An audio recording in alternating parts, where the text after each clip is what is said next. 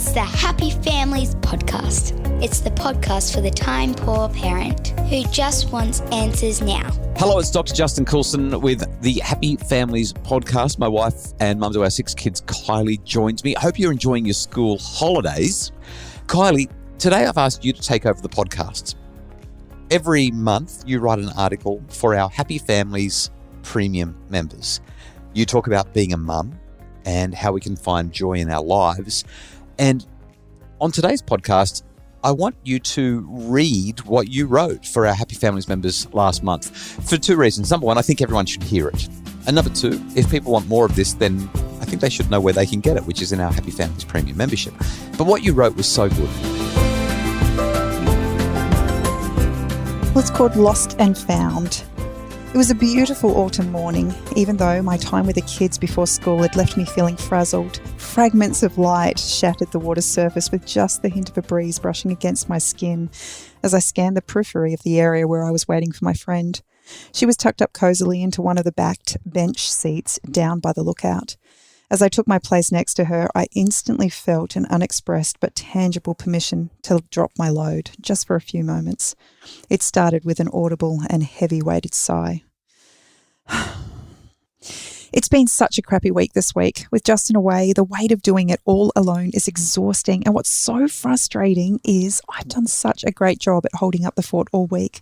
But today, it's too heavy to carry on my own. I just miss him so much. The kids miss him, and I haven't had a moment to myself all week. I just can't do it all. I hear you. It's been a really hard week. Really hard, my friend said. And that's when I noticed the tears flowing freely now behind her sunnies. It's amazing how being vulnerable with others allows them to let down their guard as well. And for a few, not so brief moments in time, I let my friend drop her bundle, the one that's weighed her down all week and left her feeling like she just might drown in it all. As she started to open up more and more, it wasn't one big thing. It was 100 little things that all added to her load. But then, almost out of nowhere, she shared her deepest, darkest hurt. I don't even know who I am anymore. I used to love art, going to the gym with my friends, but then the kids came along and slowly over time, being a mum and wife consumed me. I don't even know what I like, what lights me up. What is wrong with me? I have such a blessed life. My kids are amazing, my husband is attentive, but I just feel so lost. My friend is not alone. In fact, it's a conversation I've held with so many of my friends and acquaintances over the past year or more, and I found myself feeling similarly in recent times. Whenever I have these thoughts, I recall the movie Runaway Bride. Julia Roberts plays a woman, Maggie, who has left multiple suitors literally standing at the altar. As she clashes with the journalist doing a story on her habit of accepting marriage proposals and then running away from them, Maggie realises that she's spent a lifetime pleasing others instead of becoming her own person. Now she has no idea which version of herself is the real her. Some serious sleuthing on the part of the reporter leads to an exchange between them. Here's what happens in the movie. You were so lost you didn't even know what kind of eggs you like. Yes, that's right. With the priest, you wanted scrambled. With the deadhead, it was fried. With the other guy, the bug guy, it was poached. Now it's like, egg whites only. Thank you very much. That is called changing your mind. No, that's called not having a mind of your own. Maggie, what are you doing? Soon we see Maggie in the kitchen cooking eggs, every which way to see how she likes them cooked. It is that scene that gave me some inspiration as I sat in the uncomfortable place recently asking the same questions my friend was now posing to me. Who am I and what lights me up? As I sat with my friend in that hard place on that beautiful autumn day, both feeling the weight of the world on our shoulders, we talked about 3 things we could both do to help us rediscover the light we had once both experienced in different ways but feels like a lifetime ago. Maybe I was channeling my inner Dr. Justin, maybe not. But we both felt a lot better at the end of the conversation. Number 1, feel the fear and do it anyway. We could talk about this one all day. There are so many scripts that we have carried with us, some programmed into us from birth, some we have acquired through our own experiences. Things like, I'm not very good at art. I hate the gym. I don't eat avocados. Or maybe it's that I'm no good at making new friends. I'm not a public speaker. I could never do ... Fill in the blanks. But just because we think those thoughts, it doesn't make them true. Set yourself a goal to try something new every day, once a week or month. It doesn't matter the frequency. It's more about the intention behind it. You'll never discover what lights you up by sitting on the couch. For me right now, I'm focused on the things I've always been too afraid to try because I might look silly. I've signed up for Pilates and art classes. Number 2, make time for friends. I get it. Being a mum is a full-time job and then some. And for those of you working mums and single mums, I applaud you. This is a tough gig. We can easily be swallowed up in all that needs to be done, just so home life functions. Then we don't give ourselves permission to be with the people who light us up. And if you don't feel like you have anyone who does that for you right now, start small, make a connection and grow from there. A year ago when we moved, I knew no one. But I asked a lady I had just met if she was keen to go walking once a week, and shock horror, she said yes. We've been walking ever since.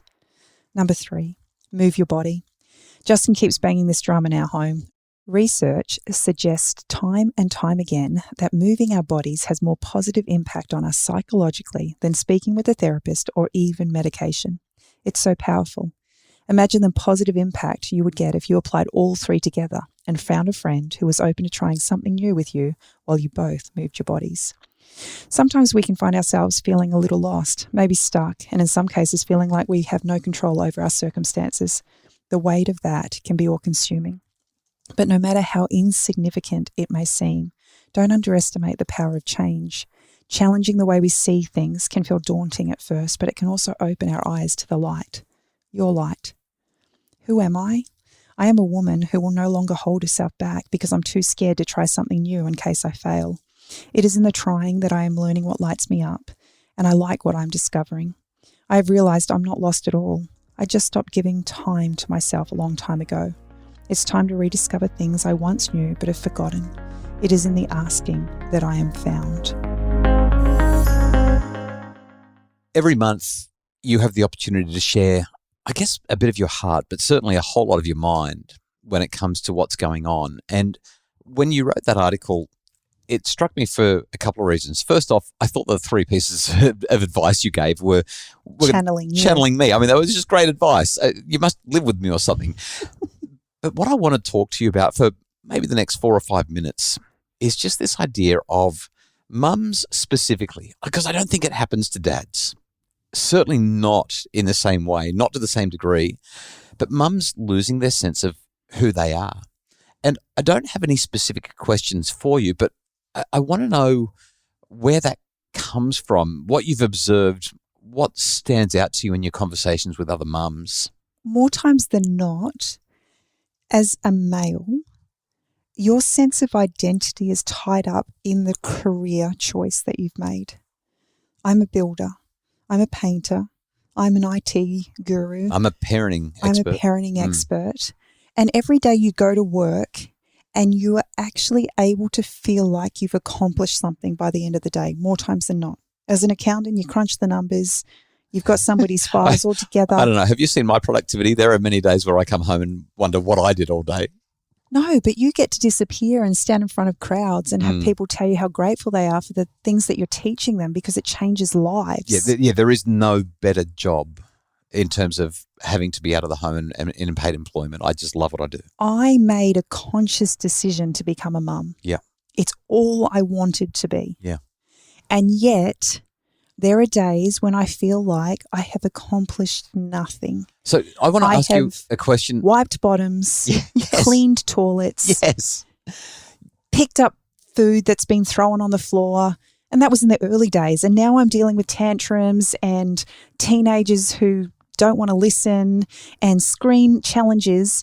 And I get to the end of the day and I am exhausted, but I can't actually tell you what I've done. A couple of weeks ago. And there's nobody telling me that what I've done matters. So a couple of weeks ago, we had a team lunch and a couple of our team members pointed out that there was something that I said or something that you said that was just tone deaf and we got it all wrong in the podcast. And obviously, everyone's always going to have a different opinion about what we're saying. And most of the time, fortunately, most people really love what we say, which is great. But I'm about to step into what could potentially be a landmine with what I'm about to ask you. But I want to use an analogy for it. You've highlighted that. You're only asking me this, I can tell, because you're on the safety. No, I don't think so. Side of I think I'm about to step in a great big pile of something. Let me go there. Do you not feel a sense of satisfaction though? This is where I'm about to get shot by everybody. But I know when you're out for the day and I decide that I'm going to dive in and do all the cleaning so that you can come home and not have that load on you, and I get the kudos for having been a great husband and I've cleaned up the house and all that sort of thing, or I've cooked dinner. I don't know how to say this without sounding awful. But it sounds to me like what you're saying is you don't find it satisfying to have a clean house, or you don't. No, that's not what I'm saying at all. I absolutely love having a clean house. Yeah. But it doesn't last long. Right.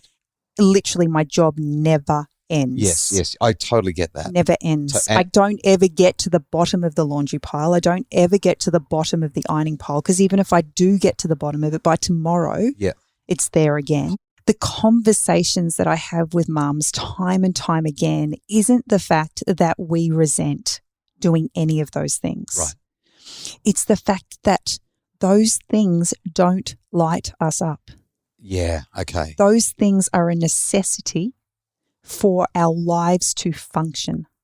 How do you find yourself again?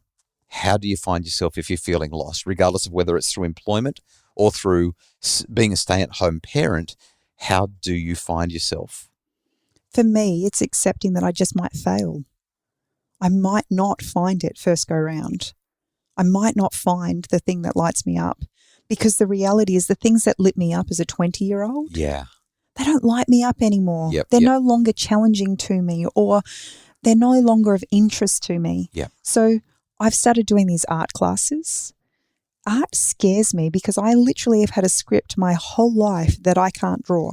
But I started drawing and it looked like something recognizable. So I might actually ask our social team to put a couple of your pictures up on our social media page. Are you okay with that? Well, that's a bit scary. So Kylie has had, 2 or 3 art lessons now. So I'm going to literally put up your first 2 or 3, and you're copying, not tracing, but you're copying other people's artwork.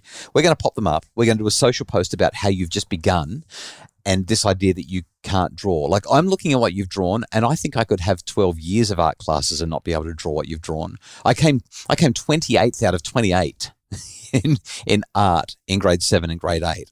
I'm somebody who can't draw. What you've drawn, I think, is mind-boggling. But that's beside the point. The quality of it is not the issue here. What you're saying is try stuff. To find yourself, try stuff. To put it into context, 2 weeks later, after I started drawing, they then asked me to paint. And that first painting session, I was literally a mess by the time it was done. Do you mean you got paint all over your hands? Well, I did do that as well. Right. But it challenged me. Yeah, it really, I'd gone from feeling like, okay, I actually can draw, to now feeling like an absolute dunce, because this doesn't come naturally to me at all. And I don't get it, and I don't understand it, and I can't get the texture right, and I can't get my lines straight and everything. And so this exercise for me is about letting go and literally challenging all of those processes to see whether or not this is actually where I want to be. But it might not be. What I actually feel is happening right now is I want a lead pencil instead of a paintbrush, but I'm not going to know unless I give it a go. And I have spent so much of my life sitting on the fence, because either it's been about self-sacrifice for the betterment of the family because we can't afford it, or we don't have the time because I've got so many other things to do, or to this point in my life where I actually don't know what I want to do. And that stops me from trying. So to find who you are. I don't think it's about finding, and that's what the emphasis of my article was, not that I'm lost. It was just about remembering who I am. And developing who you are. Like, you actually develop who you are by doing things, by spending time with people, and by, what was the third thing? Moving my body. By moving your body. That's how this idea that you find who you are, I don't even know why I use that term, because you don't. You develop who you are, and you develop who you are by the tasks that you take on. So if you're feeling like your identity is lost and you don't know who you are anymore, start doing. There's power in action. And if you're waiting for someone else to give you permission to do it, you'll never get it. You actually have to take control. Yes. And say, I need to do this. I knew we'd get there. I knew it was a worthwhile conversation, and I'm so glad we had it. To find out more about what Kylie's written in Kylie's Corner, in the Happy Families Premium membership, just go to happyfamilies.com.au, click on the membership tab and become a member today. When you sign up for 12 months, you only pay for 10. We give you 2 months free. All the details are at happyfamilies.com.au. I reckon we might do this again next month because the stuff you share is just so useful. And there's a whole lot more there in the membership. For more information about making your family happier, of course, it's all at happyfamilies.com.au. And tomorrow, we review everything that happens tonight on episode 3 of Parental Guidance.